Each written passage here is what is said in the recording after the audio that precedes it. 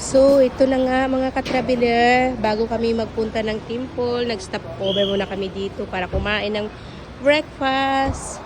So, ang dami kong nakita dito, oh, na ano to, yung mga ano to, nilulutuan yata to ng mga idli dosi, ginagawa ng idli dosi. So, stop over kami dito.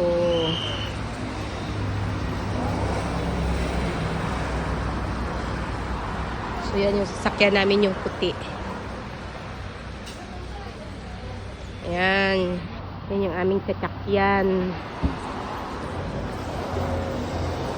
So, dito muna kami.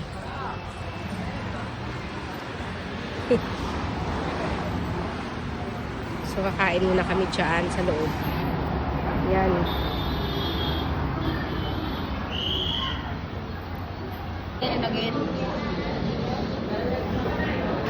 So, ito na nga yung aming kinain. Puri.